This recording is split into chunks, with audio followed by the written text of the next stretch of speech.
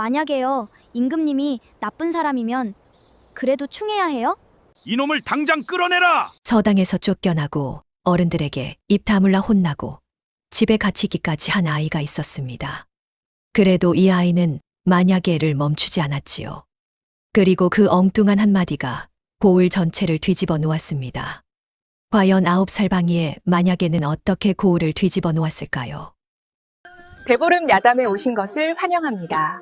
구독과 좋아요는 사랑입니다. 야담 시작합니다. 경상도 어느 작은 고을에 서당이 하나 있었습니다. 서당이라 해봐야 기와도 아닌 초가 3칸짜리에 아이 10댓명이 다닥다닥 앉아 글을 배우는 곳이었지요. 훈장정 선생은 오래 쉰을 넘긴 수염이 억세고 회초리는 더 억센 사람이었습니다. 아이들은 훈장의 회초리를 무서워했고 훈장은 세상 만물을 다 무서워하지 않았는데 딱 하나 무서운 것이 있었지요. 9살짜리 방이의 입이었습니다. 그날도 훈장이 아이들 앞에서 점잖게 물었지요. 충이란 무엇이냐? 아는 자 대답해보거라. 아이들은 고개를 숙이고 눈치를 보는데 맨 뒷줄에 앉은 방이의 손이 번쩍 올라갔습니다. 훈장의 눈꺼풀이 파르르 떨렸습니다. 그도 그럴 것이 방이가 손을 드는 순간 서당의 평화가 끝난다는 것을 이미 수백 번 겪어온 탓이었지요. 그래도 다른 아이가 아무도 답을 안 하니 훈장이 이를 악물고 고개를 끄덕였습니다. 만약에요. 이 두 글자가 나오는 순간 앞줄 아이 셋이 동시에 고개를 돌렸습니다. 옆줄 아이 둘은 벌써 입을 틀어막고 있었지요. 훈장의 손이 저도 모르게 회초리를 잡았습니다. 만약에요. 임금님이 나쁜 사람이면 그래도 충해야 해요. 서당이 조용해졌습니다. 아이들의 눈이 동그래졌고 훈장의 얼굴이 벌겋게 달아올랐지요. 한 박자 뒤에 맨 앞줄의 칠보기가 푸아하 하고 터지는 바람에 서당 전체가 웃음바다가 되고 말았습니다.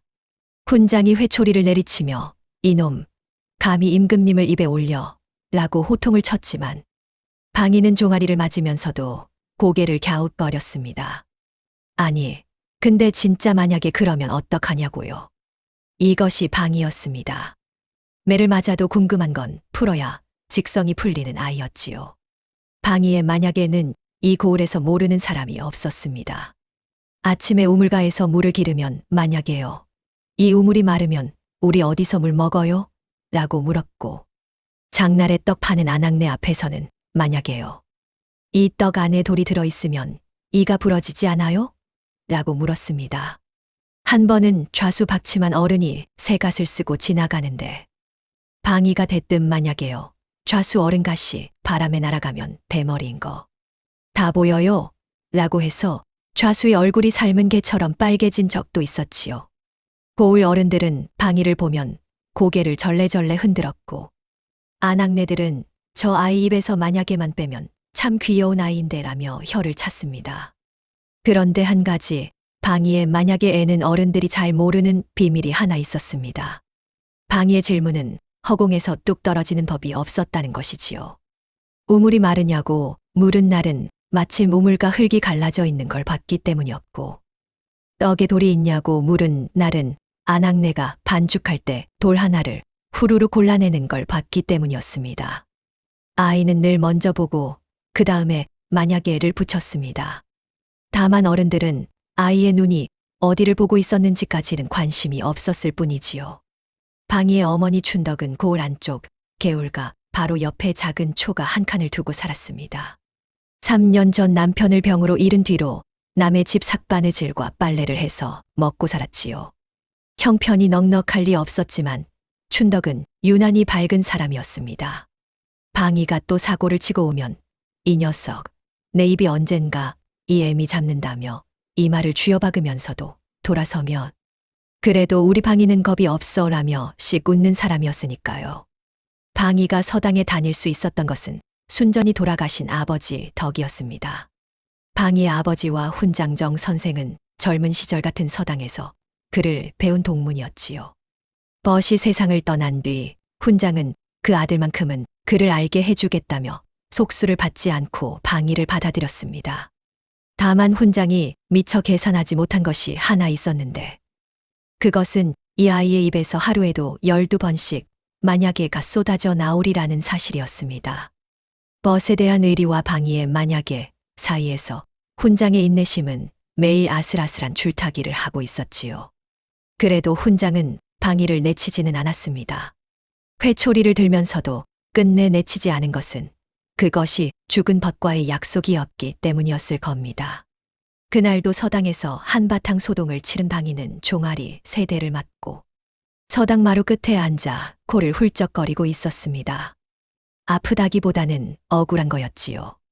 분명 궁금해서 물어본 것뿐인데 왜 매를 맞아야 하는지 방위로서는 도무지 알 수가 없었으니까요.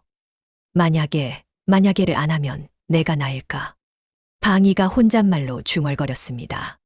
그러다 고개를 흔들었지요. 아니야, 그건 내가 아니지. 해가 뉘엿뉘엿 기울 무렵 방위는 터덜터덜 집으로 향했습니다. 개울가 옆 좁은 길을 걷는데 고을 어귀 쪽에서 웅성거리는 소리가 들려왔지요. 사람 너댓이 모여 뭔가를 구경하고 있었습니다. 방위는 사람들 틈으로 쏙 고개를 들이밀었습니다. 고을 어귀에 한 사내가 서 있었습니다. 갓을 반듯하게 쓰고 비단은 아니되 깨끗하게 빳빳한 도포를 걸치고 손에는 부채를 들고 있었지요. 한눈에 봐도 이 고을 사람은 아니었습니다. 행색이 번듯하고 걸음걸이에 여유가 있었으니까요. 사내는 마을 사람들에게 나직한 목소리로 무어라 말을 건네고 있었고 어른들은 고개를 연신 조아리며 듣고 있었습니다. 방위는 사람들 무릎 사이로 그 사내를 올려다보았습니다. 반듯한 갓, 깨끗한 도포, 점잖은 말씨. 그런데 방위의 눈이 한 곳에 멈췄습니다. 사내가 부채를 접었다 폈다 하는 손끝이었지요. 뭐라 딱 꼬집어 말할 수는 없었지만 방위의 머릿속에서 늘 그렇듯 작은 물음표 하나가 동그랗게 피어올랐습니다. 아직은 만약에가 될 만큼 또렷한 것은 아니었습니다. 그저 9살짜리의 눈 한쪽 구석에 걸린 아주 작은 걸림 하나였지요. 그리고 이 작은 걸림이 앞으로 이 고을을 어떻게 뒤집어 놓을지 이때는 방위 자신도 몰랐습니다. 그 사내의 이름은 김진사라 했습니다. 한양에서 소과에 급제한 진사로 관찰사와 오래 교분을 쌓아온 사이라 했지요. 이번에 영남 쪽을 유람하던 중 이 고을의 경치가 수려해 잠시 쉬어가겠다는 것이었습니다. 말투는 느릿느릿하면서도 무게가 있었고 고개를 끄덕이는 품이 어딘가 큰 자리에 앉아본 사람 같았습니다. 고을 사람 서너시 어리둥절하며 듣고 있었는데 이 소식이 좌수박치만의 귀에 들어가기까지 제 반나절도 걸리지 않았지요. 좌수박치만이라는 사람은 이 고을에서 가장 큰 기와집에 살고 향청을 쥐고 있으며 스스로를 고을의 기둥이라 여기는 사람이었습니다. 기둥이라는 자부심은 대단한데 정작 그 기둥이 좀 잘 흔들렸지요. 높은 사람 앞에서는 허리가 알아서 접히는 체질이었으니까요. 한양에서 진사가 왔다. 관찰사와 아는 사이라더라. 이 두 마디만으로 좌수의 허리는 이미 반으로 접혀 있었습니다. 아니, 그 어른이 아직 주막에 계시다고 그걸 말이라고 하느냐. 당장 내 사랑채로 모셔와. 좌수는 하인을 급히 보내 김진사를 자기 집으로 모셨습니다. 사랑채 윗방에 자리를 깔고 술상을 차리고 동네 어른 5을 급히 불러 모았지요. 한양 진사를 맞는 자리이니 체면을 차려야 한다는 것이었습니다. 불려온 어른들도 진사날이라는 말에 저마다 두 눈이 반짝거렸습니다. 누군가는 꿩 2마리를 들고 왔고 누군가는 집에 감춰둔 좋은 술병을 안고 왔지요. 김진사라는 사람 하나에 고을 어른들이 줄줄이 선물을 들고 모여드는 꼴이었습니다. 김진사는 점잖게 웃으며 하나하나 받았습니다. 과하다, 과하다 하면서도 손은 정확하게 받았지요. 술잔을 기울이며 이런저런 이야기를 풀어놓는데 관찰사가 어쩌고 한양 대감이 저쩌고 이름만 들어도 고개가 숙여질 만한 이야기들이 줄줄 나왔습니다. 좌수는 연신 아이고 하며 감탄을 했고 다른 어른들도 고개를 끄덕이며 입을 다물지 못했지요. 사실 이 자리에 있는 어른 중 한양에 가본 사람은 한 명도 없었습니다. 관찰사를 만나본 사람은 더더욱 없었지요. 김진사의 이야기가 진짜인지 가짜인지 확인할 방법이 애당초 없었던 겁니다.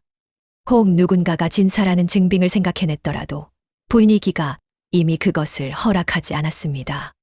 좌수가 앞장서서 모시고 있는데 홍패를 보여주시오라고 말할 사람이 어디 있었겠습니까? 게다가 김진사는 슬쩍 한마디를 깔아두었지요. 유람 중이라 행장을 가볍게 꾸렸더니 증빙이 될 만한 것들은 전부 한양 집에 두고 왔소. 하하, 돌아가면 보내드리리다. 이 말을 의심이라 여긴 사람은 아무도 없었습니다. 이미 좌수의 사랑채 윗방에 모셔진 사람에게 의심을 품는다는 것 자체가 좌수의 체면을 깎는 일이었으니까요. 잔치가 무르익어갈 무렵이었습니다. 이 자리에 끼어들 리 없는 작은 얼굴 하나가 사랑채 마루 밑에서 쏙 고개를 내밀었지요. 방이었습니다. 방이는 서당에서 돌아오는 길에 좌수 댁이 시끄러운 것을 보고 슬금슬금 기어들어온 것이었습니다. 마루 밑에 엎드려 어른들의 대화를 구경하는 것은 방이가 즐기는 놀이 중 하나였지요. 술상 위에 떡이 탐나기도 했지만 그보다는 처음 보는 사내가 궁금했습니다. 어제 저녁 고을 어귀에서 본 그 사람이 바로 저 자리에 앉아 있었으니까요. 방이는 마루 밑에서 김진사를 올려다보았습니다. 김진사가 술잔을 받아드는 순간 손바닥이 잠깐 드러났지요. 방이의 눈이 거기 멈췄습니다. 손바닥이 거칠고 손가락 마디마디가 두툼하게 굳어 있었습니다. 방이는 그 손을 알았습니다. 돌아가신 아버지의 손이 저랬습니다.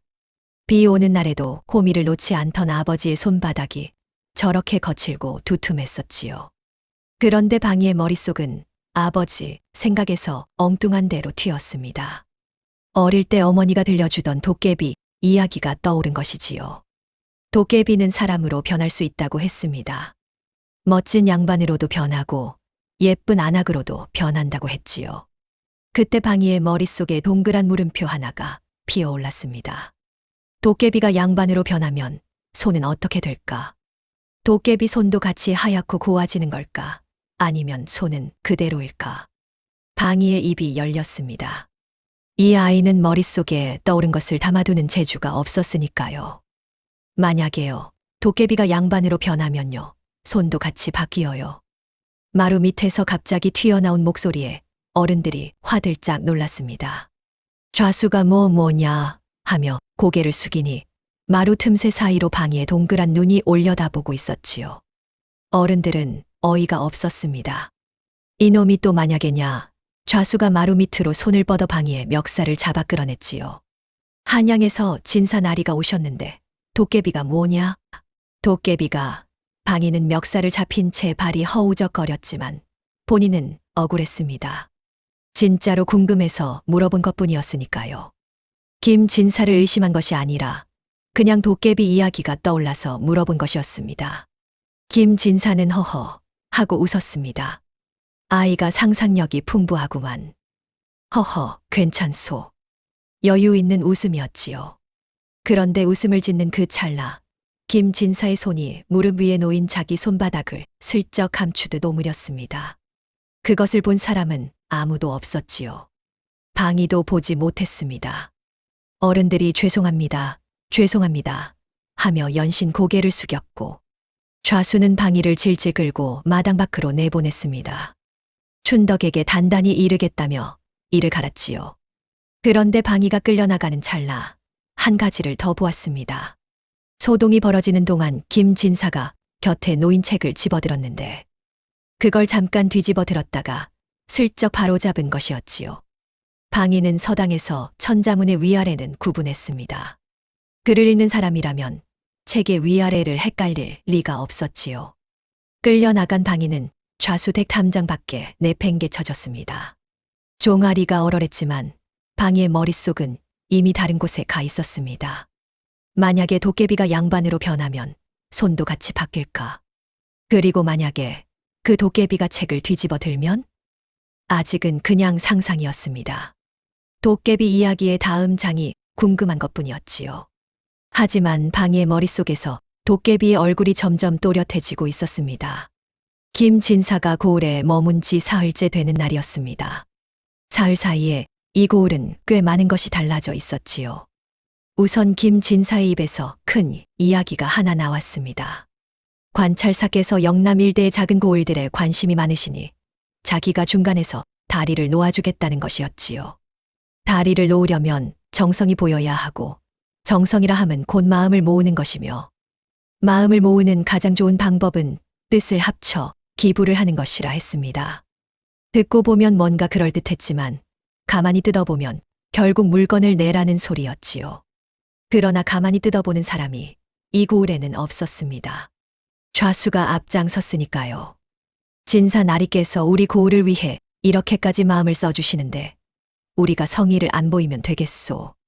좌수가 고을 어른들을 모아놓고 이렇게 한마디를 하자 포목이 들어오고 쌀이 들어오고 말린 고기가 들어왔습니다.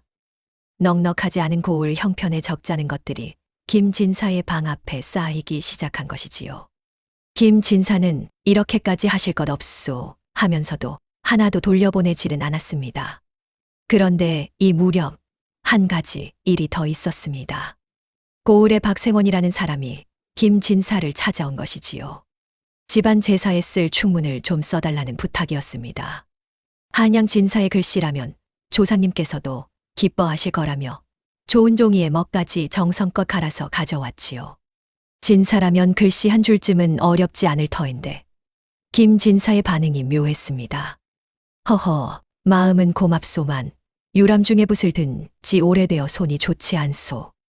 혹여 명필을 기대하셨다면 오히려 누가 될까 하여 훈장 어른께 부탁드리는 것이 나을 듯하오. 정중했지만 거절이었습니다. 박생원은 좀 서운한 얼굴을 했지만 진사가 저리 말하니 더 조를 수는 없었지요. 그런데 하필 이 대화가 오가는 길목을 지나가고 있던 아이가 하나 있었습니다. 방이었습니다. 방이는 서당에서 돌아오는 길이었습니다. 별 생각 없이 걸어가고 있었는데 김진사의 목소리가 귀에 걸린 것이지요. 손이 좋지 않소. 방이의 발걸음이 잠깐 느려졌습니다. 그리고 9살짜리의 머릿속에서 도깨비가 다시 고개를 들었지요. 그저께 밤부터 방이의 머릿속에는 도깨비 한 마리가 살고 있었습니다. 양반으로 변한 도깨비. 손은 바뀌었을까? 안 바뀌었을까? 그 이야기가 아직 끝나지 않은 채 머릿속을 맴돌고 있었는데 하필 손이 좋지 않소라는 말이 귀에 들어온 것이지요. 방이의 상상이 한 발짝 더 나아갔습니다.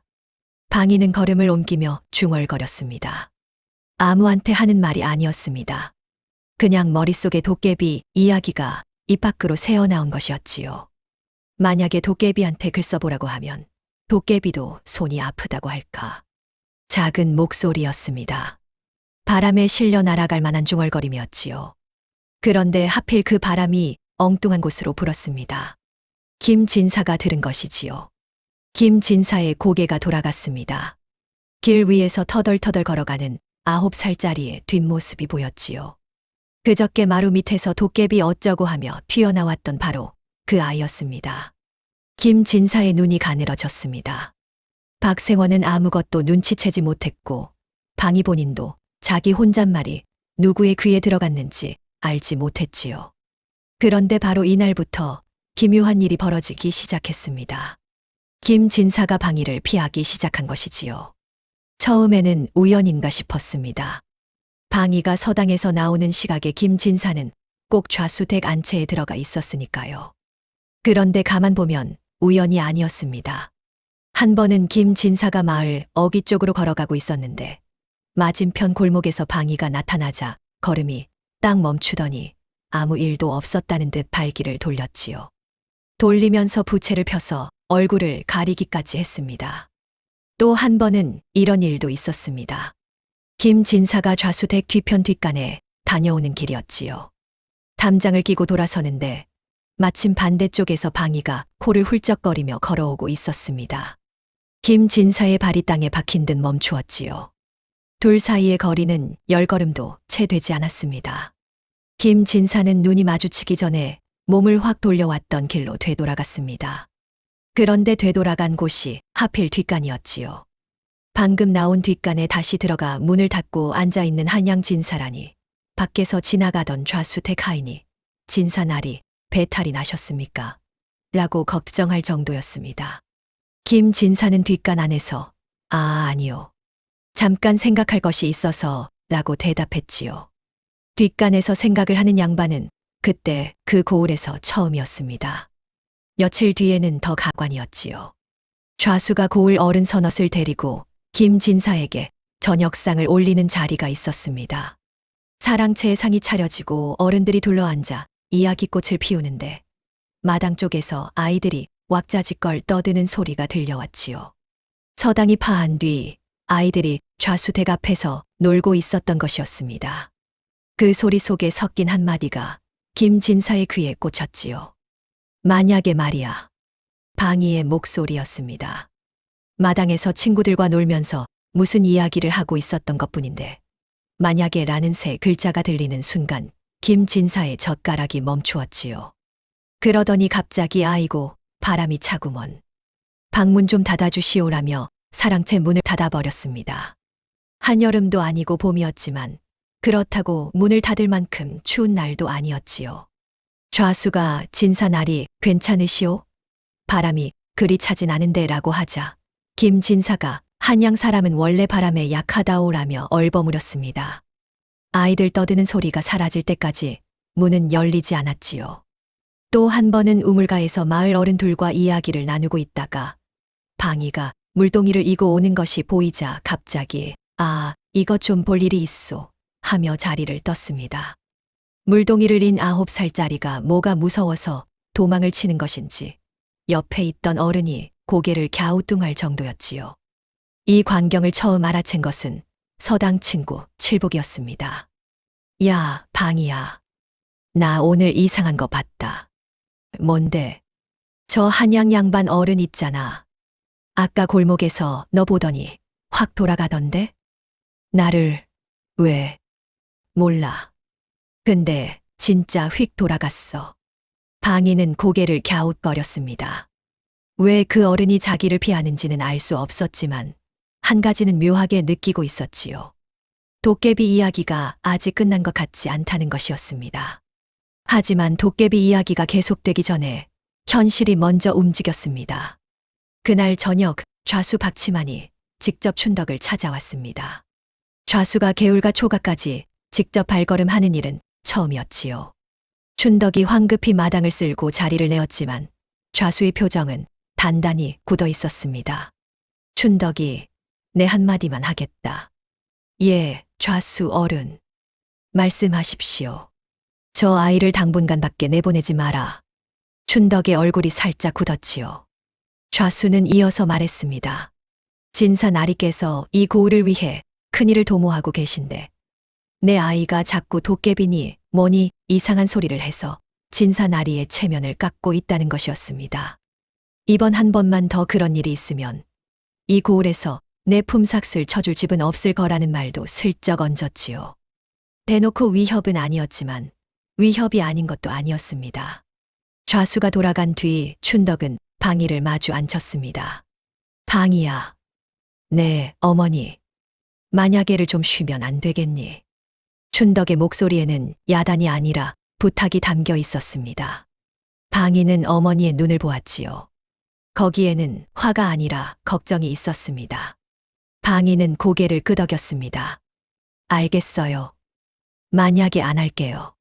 그 말이 얼마나 지켜질지는 방이 자신도 몰랐지만 적어도 그 순간에는 진심이었습니다.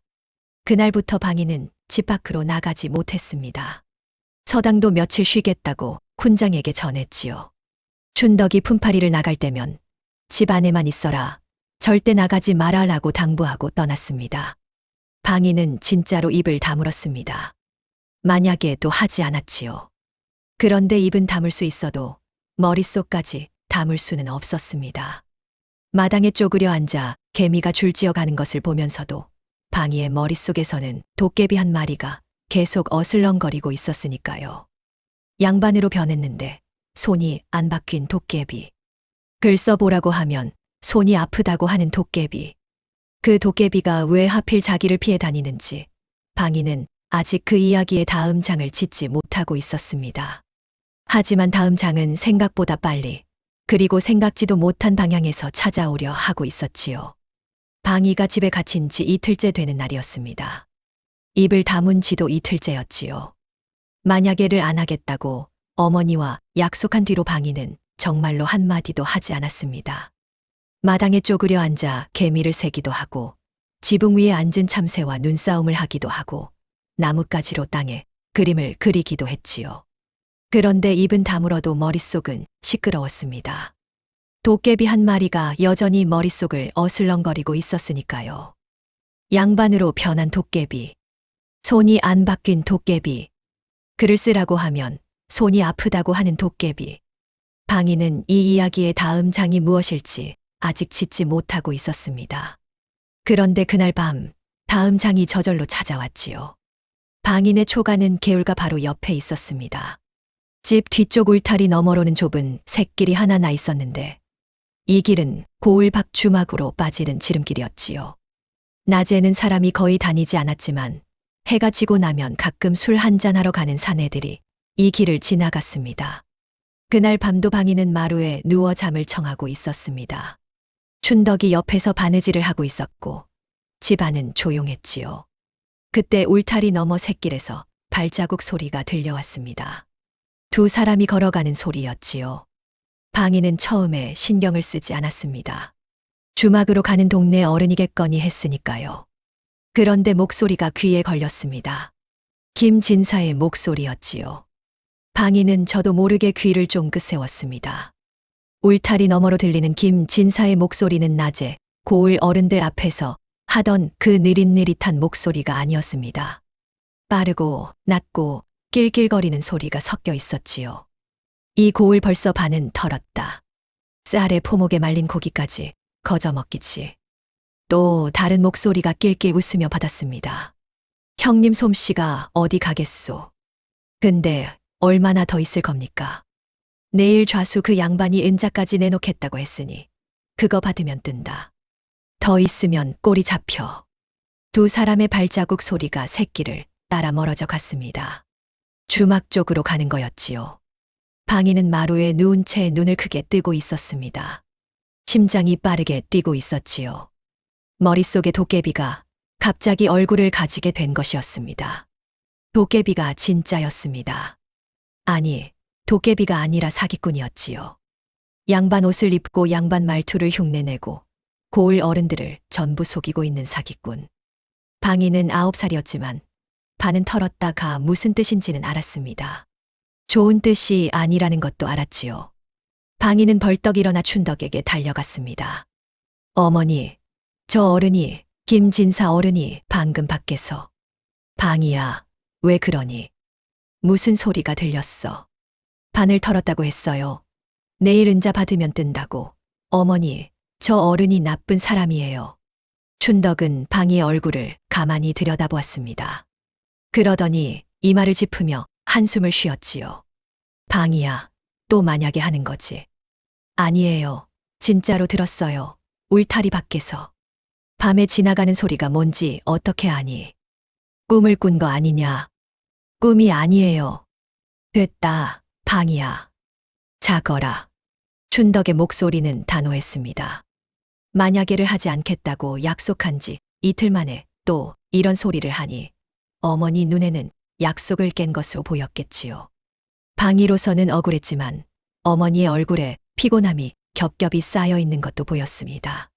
더 조를 수가 없었지요. 방이는 이불을 뒤집어 쓰고 누웠습니다. 잠이 올 리가 없었습니다. 천장을 노려보며 생각했지요. 어머니한테 말해도 안 믿는다. 좌수 어른한테 가면 더 안 믿을 것이다. 훈장님한테 가도 마찬가지일 것이다.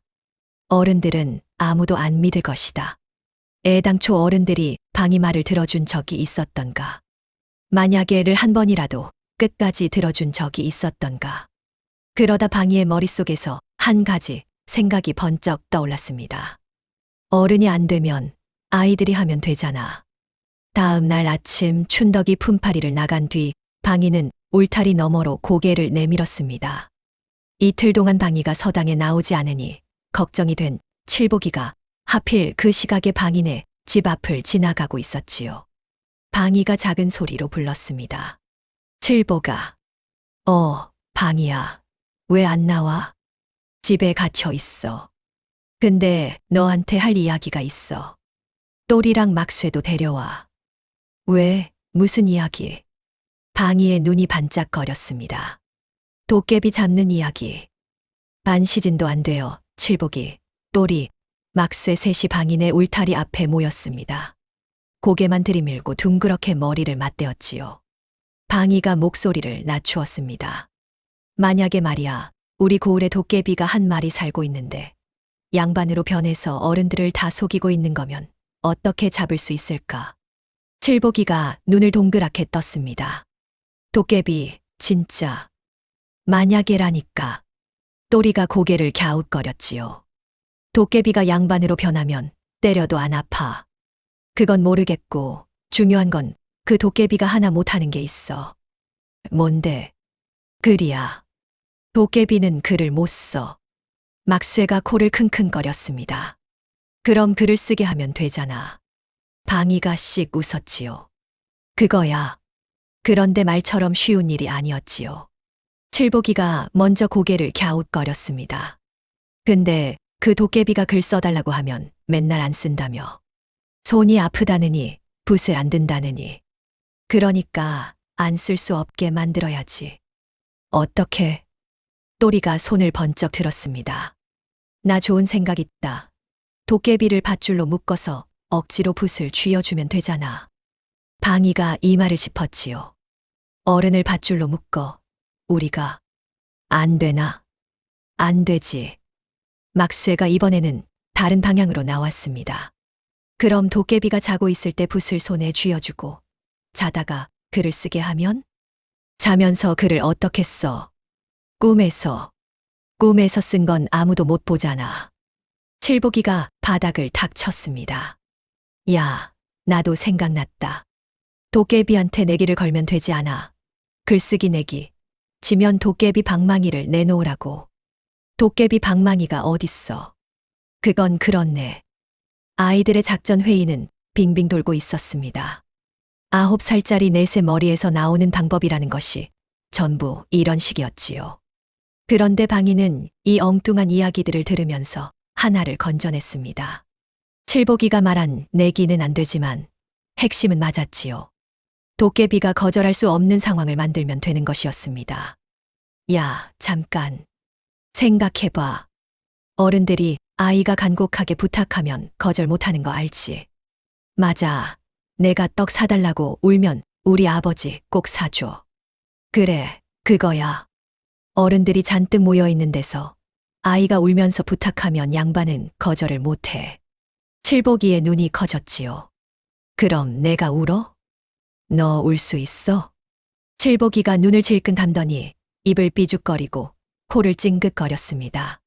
그러더니 흑흑흑 하며 눈물 비슷한 것을 짜냈지요. 울음이라기보다는 찡그린 얼굴에 가까웠지만 방이는 눈이 반짝거렸습니다. 됐다. 좀만 더 연습하면 돼. 근데 뭘 써달라고 해? 그냥 아무 글이나? 병 낫게 해달라고 하면 돼. 할아버지가 아프신데 양반 어른이 써주신 글이면 병이 낫는다고. 그러면 거절 못하지. 우리 할아버지 안 아프신데. 그러니까 만약에라니까. 막쇠가 손을 들었습니다. 그럼 나는 뭐 해? 너는 더 중요한 거 해야 돼. 도깨비가 글을 못 읽는 것도 보여줘야 하거든. 어떻게? 천자문 가져와. 첫 장. 하늘천 따지. 그걸 도깨비한테 읽어보라고 해. 그걸 못 읽으면? 그럼 끝이지. 서당 첫날에 배우는 걸 못 읽는 진사가 어딨어. 막쇠가 무릎을 탁 쳤지요. 오, 그거 좋다. 그리고 또리 너는? 나는 훈장님을 데려와. 도깨비가 글 쓰는 걸 훈장님이 봐야 해. 훈장님은 글씨 보면 바로 아시거든. 또리가 고개를 끄덕였습니다. 근데 훈장님이 왜 오셔? 진사 어른이 글을 쓰신다고 하면 와. 훈장님도 진사 글씨는 궁금하실 거 아니야. 방이가 마지막으로 한 가지를 더 물었습니다. 만약에 도깨비가 들통나면 도망가면 어떡해? 셋이 고개를 갸웃거렸지요. 거기까지는 생각 못한 것이었습니다. 막쇠가 주먹을 쥐며 잡으면 되지 하고 말했지만 어른 하나를 9살짜리 넷이 잡기는 어려운 노릇이었지요. 잡지 말고 넘어뜨리면 되지 않을까. 막쇠의 눈이 빛났습니다. 줄 매면 되잖아. 대문 밖에 줄 하나 매놓으면 도망가다 걸려.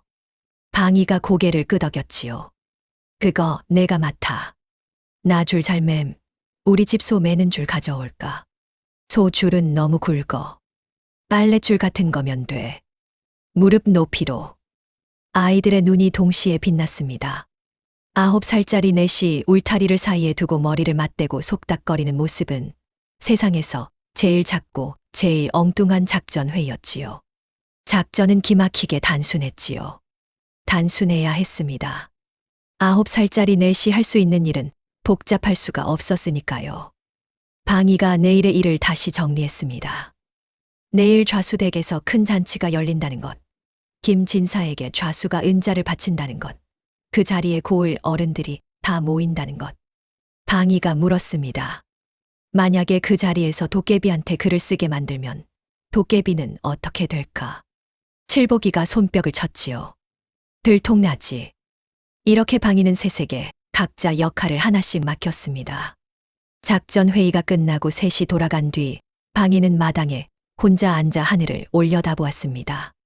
가슴이 두근거렸지요. 무서운 것이 아니라 설레는 쪽이었습니다. 도깨비 이야기의 마지막 장을 내일 자기가 직접 짓게 될 테니까요. 내일은 좌수댁 잔치날이었습니다. 김진사가 은자를 받고 이 고을을 떠날 날이었지요. 방이의 작전도 내일이었습니다. 잔치날 아침이었습니다. 좌수댁 마당에는 아침부터 사람들이 분주하게 움직이고 있었지요. 멍석을 깔고 술상을 차리고 좌수가 직접 나와 이리저리 지시를 하고 있었습니다. 오늘은 김진사에게 성의를 전하는 자리라며 좌수가 고을 어른들을 전부 불러 모은 날이었지요. 좌수의 품 안에는 비단 보자기에 쌓인 은자 선양이 들어 있었습니다. 이 고을에서 은자가 오가는 일은 드문 것이었으니 좌수로서는 상당한 결심을 한 셈이었지요.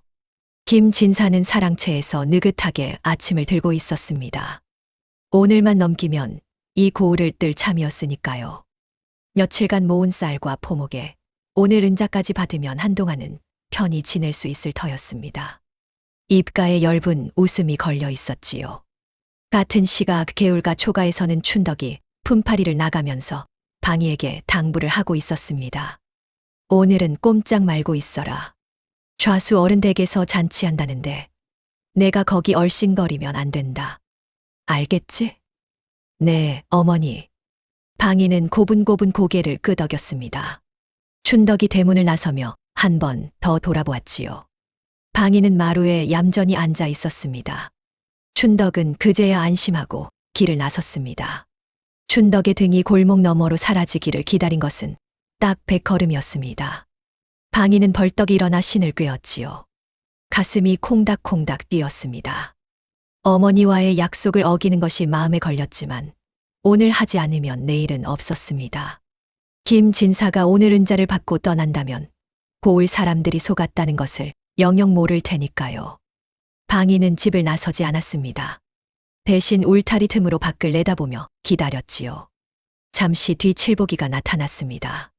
뒤를 이어 또리와 막쇠도 왔지요. 셋은 방인의 울타리 앞에서 잠깐 멈추더니 방이와 눈이 마주쳤습니다. 방이가 고개를 끄덕였습니다. 칠복이가 주먹을 불끈 쥐며 속삭였지요. 그런데 칠복이의 얼굴이 좀 굳어 있었습니다. 어제까지는 신이 나 있었는데 막상 오늘이 되니 다리가 후들거리는 모양이었지요. 방이야, 나 진짜 울어야 하는 거지? 응, 진짜 우는 것처럼. 어제 연습했는데 우리 어머니가 왜 우냐고 떡 해주셨어. 그럼 잘한 거잖아. 어머니도 속았으면 진사 어른도 속아. 칠복이가 크게 숨을 들이쉬었습니다. 옆에서 또리가 칠복이의 등을 탁 쳤지요. 야, 너 울기만 하면 돼. 내가 훈장님 데려올 테니까. 막쇠가 품에서 빨랫줄을 꺼내 보였습니다. 나는 줄 맬 준비됐어. 아까 대문 밖에 미리 받았는데 담장이랑 담장 사이가 딱이야. 도깨비 잡기 시작이다. 셋이 좌수 댁 쪽으로 달려갔습니다. 방이는 울타리 틈 사이로 그 뒷모습을 지켜보았지요. 아직은 나갈 때가 아니었습니다. 방이의 차례는 마지막이었으니까요. 잔치는 한낮에 시작되었습니다. 좌수댁 마당에 고을 어른 10명이 모여 앉았고 김진사가 운목에 자리를 잡았지요.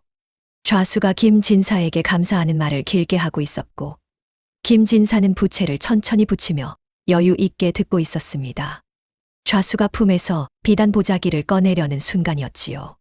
칠복이가 마당으로 뛰어들어왔습니다. 진사 어른, 진사 어른. 칠복이는 숨이 턱까지 차 있었습니다.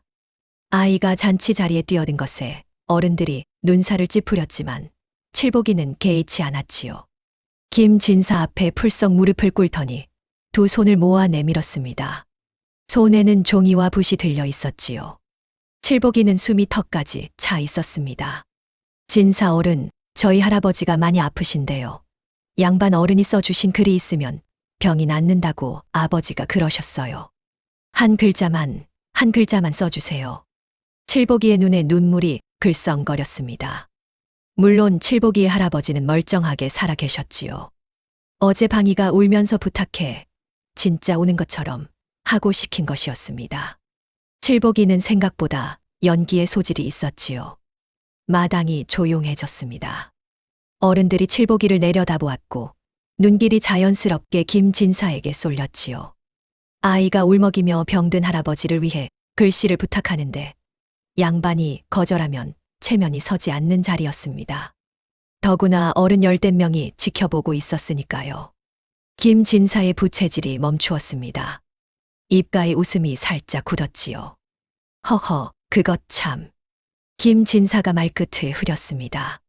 그러나 물러설 곳이 없었습니다. 사방에서 눈이 쏠려 있었으니까요. 그래, 그럼 한 글자만 써보마. 김진사가 붓을 받아들었습니다. 손이 살짝 떨리고 있었지요. 김진사가 먹을 찍었습니다. 붓끝이 종이 위에 닿기 직전 잠깐 멈추었지요. 어떤 글자를 쓸지 고르는 것처럼 보였지만 실은 어떤 글자도 떠오르지 않았을 겁니다.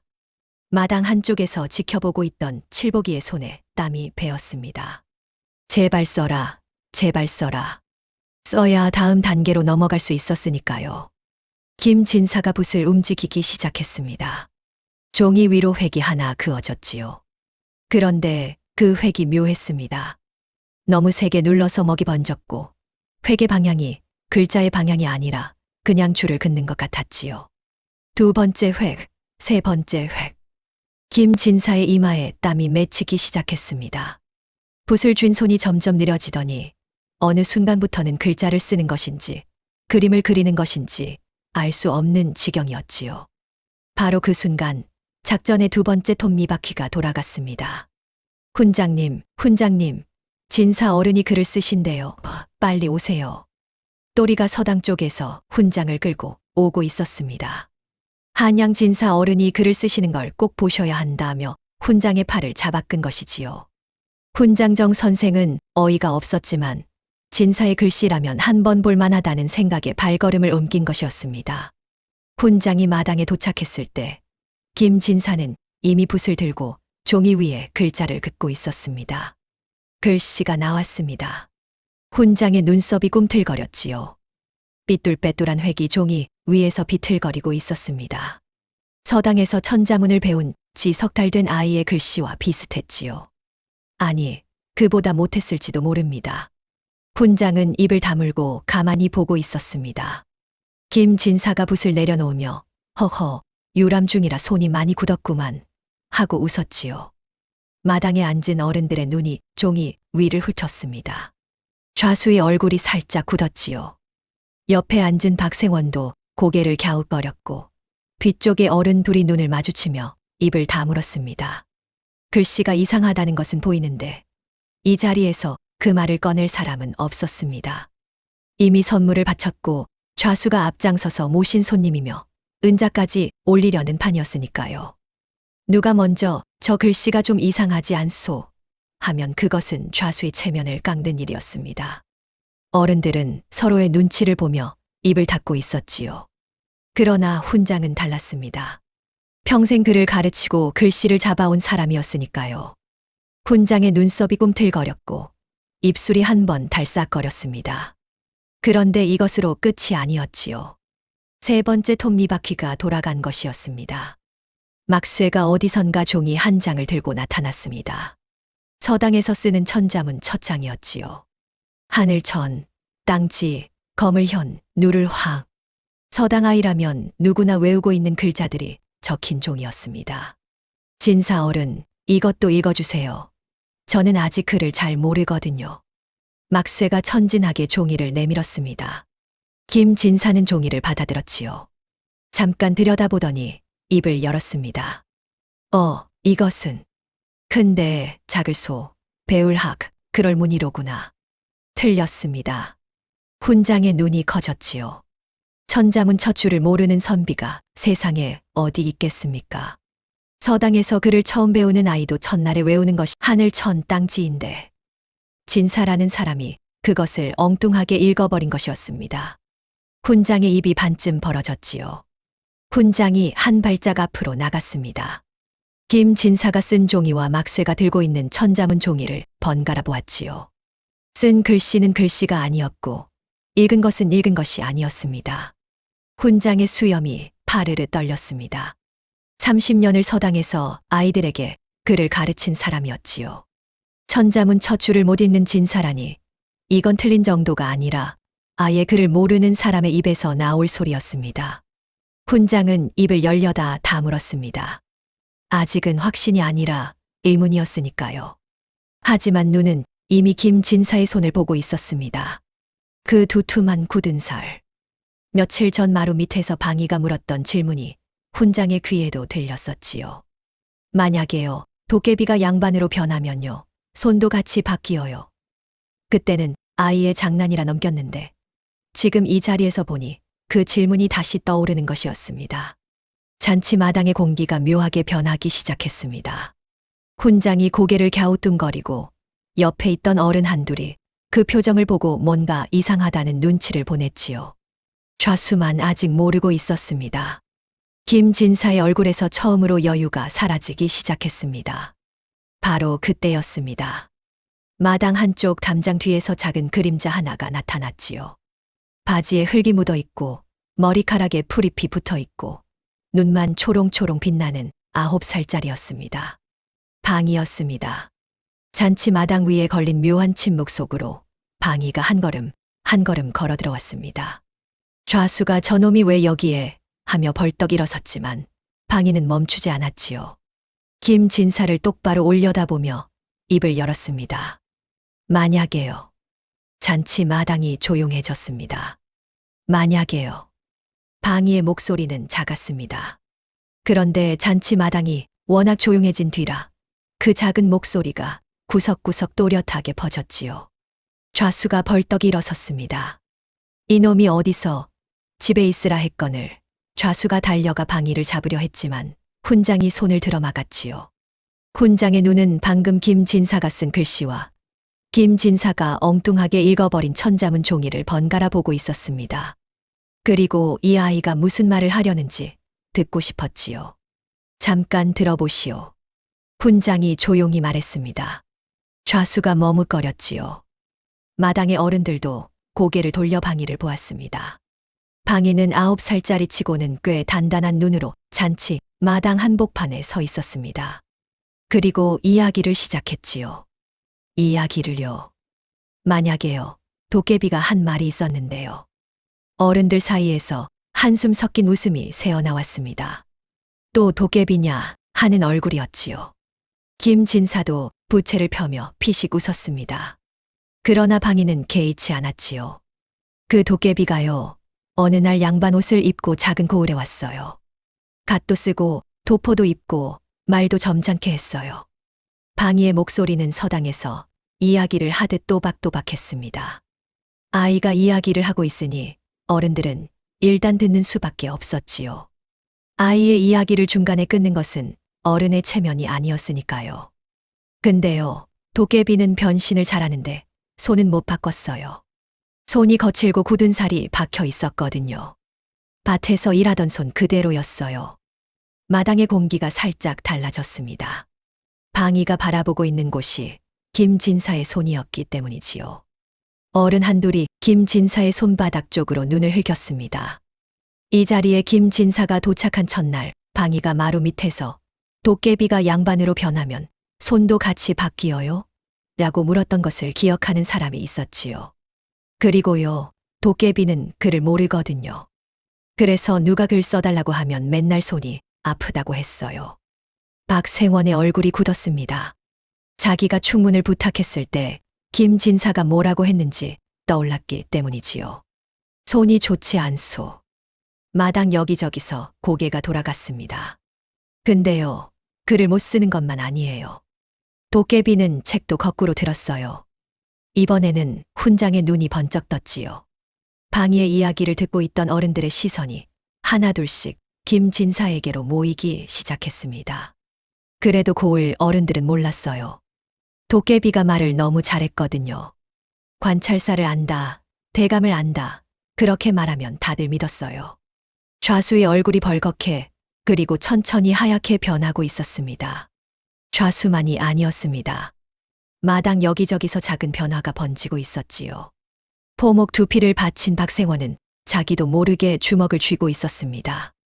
옆에 앉은 이서방은 고개를 돌려 김진사의 손을 보았지요. 거칠고 두툼한 손. 어째서 그걸 진작 보지 못했을까? 그 뒤에 앉아있던 장영감은 슬금슬금 엉덩이를 뒤로 빼기 시작했습니다. 마치 김진사에게서 한 뼘이라도 더 멀어지고 싶다는 듯이요. 비녀를 바쳤던 최서방네 안악은 마당 구석에서 입술을 꽉 깨물고 있었지요. 어른들의 얼굴이 하나둘 굳어가는데 정작 김진사 본인은 아직 여유를 부리고 있었습니다. 부채를 펴며 아이가 이야기를 참 잘하는구만 하고 웃었지요. 그러나 그 부채가 살짝 떨리고 있다는 것을 이제는 마당에 앉은 몇 사람이 보고 있었습니다. 근데요, 방이의 목소리가 한 톤 낮아졌지요. 만약에요, 그 도깨비가 밤에 친구한테 이렇게 말한 거면요. 방이가 잠깐 숨을 쉬었습니다. 잔치 마당에 앉은 사람 전부가 숨을 죽이고 방이의 입을 보고 있었지요. 이 고을 벌써 반은 털었다. 내일 은자까지 받으면 뜬다. 방이가 또박또박 말했습니다. 자기가 들은 그대로를요. 잔치 마당이 얼어붙었습니다. 김진사의 얼굴에서 핏기가 빠졌지요. 부채를 쥔 손이 파르르 떨리고 있었습니다. 좌수가 천천히 김진사를 돌아보았습니다. 진사. 날이. 좌수의 목소리가 가늘게 갈라졌지요. 김진사는 대답하지 않았습니다. 대신 자리에서 벌떡 일어났지요. 그리고 도망쳤습니다. 잔치 마당을 가로질러 대문 쪽으로 내달렸습니다. 갓이 벗겨지고 도포 자락이 휘날렸지요. 어른들이 저 사람 하며 소리쳤지만 아무도 바로 쫓아가지 못했습니다. 갑자기 벌어진 일에 다리가 굳어버렸으니까요. 그런데 김진사가 대문을 나서는 순간이었습니다. 발이 걸렸지요. 대문 밖 담장과 담장 사이에 무릎 높이쯤 되는 곳에 줄 하나가 팽팽하게 걸려 있었습니다. 막쇠가 잔치가 시작되기 전에 묶어놓은 줄이었지요. 어제 작전 회의에서 방이가 말했었습니다. 만약에 도깨비가 도망가면 어떻게? 막쇠가 넘어뜨리면 되지 하며 자기가 맞겠다고 했었지요. 9살짜리의 머리에서 나온 세상에서 가장 단순한 덫이었습니다. 김진사가 줄에 걸려 앞으로 고꾸라졌습니다. 나동그라지며 도포 안에서 무언가가 와르르 쏟아져 나왔지요. 은자였습니다. 은자만이 아니었습니다. 포목 두루마리, 비녀 하나, 놀이개, 쌀을 판 돈으로 보이는 엽전 꾸러미. 며칠간 고을 어른들에게 받아 챙긴 것들이 도포 안 여기저기에 숨겨져 있었던 것이지요. 좌수가 오늘 바치려 했던 비단 보자기의 은자 선양은 아직 품 안에 있었지만 이미 털린 것만으로도 바닥에 제법 수북하게 쏟아졌습니다. 잔치 마당에서 뛰쳐나온 어른들이 그 광경을 보았습니다. 좌수의 입이 한 뼘은 벌어졌지요. 박생원이 내 포목 하며 소리쳤고 뒤쪽의 어른이 저건 내 비녀 아니요 하며 손가락질을 했습니다. 그 뒤로는 순식간이었습니다. 어른들이 우르르 몰려들었지요. 장 영감이 이건 내 쌀값 아닌가 하며 엽전 꾸러미를 집어들었고 최서방네 안악은 어머, 내 비녀 하며 바닥을 뒤졌습니다. 이서방은 포목 두루마리를 펼쳐보더니 이거 우리 집 포목 맞소. 여기 내 표 있소. 하며 소리쳤지요. 저마다 자기 물건을 찾겠다고 바닥에 엎드리는 바람에 넘어진 김진사 위로 어른들이 겹겹이 엉키는 꼴이 벌어졌습니다. 좌수는 두 발짝 뒤에 서서 그 광경을 보고 있었지요. 품 안에는 아직 비단 보자기에 쌓이는 자 선양이 들어 있었습니다. 좌수의 손이 저도 모르게 품속을 더듬었지요. 은자가 만져지는 순간 좌수의 얼굴이 벌겋다 못해 자줏빛으로 변했습니다. 한 발만 더 늦었으면 이 은자도 저 사기꾼의 도포 속에 들어갔을 것이었으니까요. 김진사는 바닥에 엎드린 채 물건을 끌어모으려 했지만 이미 늦었지요. 하필 이 소동에 관아 나졸 둘이 달려왔습니다. 잔치 마당에서 고함이 터지니 무슨 일인가 하고 온 것이었지요. 나졸들이 바닥에 쏟아진 물건과 허둥대는 김진사를 보더니 얼굴이 변했습니다. 이자 이웃 고을에서도 수배 중인 놈 아닌가. 알고 보니 자칭 김진사는 새 고을제 같은 수법으로 돌아다니며 사기를 치고 있던 자였습니다. 한양진사는커녕 과거 시험 근처에도 가본 적이 없는 자였지요. 나졸들이 김진사를 포박하는 동안 김진사는 갓도 잃고 도포도 찢어지고 흙범벅이 된 얼굴로 끌려갔습니다. 도깨비의 변신이 풀린 꼴이었지요. 마당에 남은 사람들은 한동안 아무 말도 하지 못했습니다. 좌수 박치만이 가장 먼저 입을 열었지요. 내가 속았구나. 좌수의 목소리는 작았습니다. 고을의 기둥이라 자부하던 사람이 고을을 통째로 사기꾼에게 넘길 뻔한 것이었지요. 얼굴이 달아오르다 못해 귀끝까지 빨개졌습니다. 그러다 시선이 방이에게 닿았습니다. 흙 묻은 바지에 머리카락에 풀잎이 붙은 채 서 있는 9살짜리. 좌수는 한참을 말없이 방이를 내려다보다가 무겁게 고개를 숙였습니다. 내 만약에가 이 고을을 살렸구나. 좌수의 입에서 그 말이 나오는 것은 쉬운 일이 아니었을 겁니다. 아이의 말을 무시하고 어미를 위협하고 아이를 가두기까지 한 사람이었으니까요. 방이는 아무 말 없이 고개만 살짝 끄덕였습니다. 그때 훈장이 걸어왔지요. 훈장정 선생은 수염을 한번 쓸어내리더니 방이 앞에 섰습니다. 평생 회초리를 들며 이놈 만약에가 뭐냐 라고 호통을 치던 사람이었지요. 그런데 훈장의 입에서 나온 말은 호통이 아니었습니다. 방이야. 네, 훈장님. 앞으로 만약에를 하거든. 훈장이 잠깐 멈추었습니다. 그리고 씩 웃었지요. 크게 해라. 방이의 눈이 동그래졌습니다. 그리고 환하게 웃었지요. 서당에서 매를 맞으며도 포기하지 않았던 그 만약에를 처음으로 어른이 인정해준 순간이었으니까요. 그런데 이 마당에 아직 한 사람이 빠져 있었습니다. 방이. 골목 끝에서 달려오는 사람이 있었지요. 춘덕이었습니다. 품팔이를 나갔다가 좌수댁에서 소동이 벌어졌다는 소리를 듣고 혼비백산 달려온 것이었습니다. 방이가 잔치 마당에 나타났다는 말을 듣고 잔치 마당에서 무슨 일이 벌어졌는지도 모른 채 그저 아이가 다쳤을까봐 달려온 것이었지요. 춘덕이 마당으로 뛰어들며 방이를 끌어안았습니다. 이 녀석이 집에 있으라 했잖아. 대체 무슨 짓을 한 거야? 춘덕의 목소리에는 화와 걱정과 안도가 전부 뒤섞여 있었지요. 옆에 있던 박생원이 나직하게 말했습니다. 춘덕이, 내 아들이 오늘 이 고을을 크게 살렸다. 춘덕은 어리둥절한 얼굴로 주위를 둘러보았습니다. 바닥에 쏟아진 물건들, 나졸에게 끌려가는 김진사의 뒷모습, 멋쩍은 표정의 좌수, 그리고 자기 품에 안긴 방이의 초롱초롱한 눈. 상황을 하나하나 알아가면서 춘덕의 얼굴은 놀라움에서 어이없음으로, 어이없음에서 웃음으로, 웃음에서 눈물로 바뀌었지요. 이 녀석이 진짜 웃으면서 울었습니다. 아들의 등을 토닥이다가 이마를 쥐어박다가 다시 안았지요. 방이가 어머니 품에서 고개를 빼꼼 내밀었습니다. 그리고 씩 웃으며 말했지요. 만약에요. 제가 나중에 커서 어사가 되면요. 만약에만 하루 종일 해도 되죠. 마당에 웃음이 터졌습니다. 좌수도 웃었고 박생원도 웃었고 훈장도 수염 사이로 웃음을 감추지 못했지요. 칠복이와 또리와 막쇠는 담장 뒤에서 서로 어깨를 치며 깔깔대고 있었습니다. 도깨비를 잡은 것이지요. 진짜로요. 그 뒤로 이 고을에서는 한 가지가 달라졌습니다. 아이가 만약에요 라고 입을 열면 어른들이 더 이상 또 만약에냐 하며 막지 않았다는 것이지요. 대신 고개를 기울이고 한번 들어보았습니다. 만약에라는 말 뒤에는 어른들이 미처 보지 못한 것이 숨어 있을지도 모르니까요.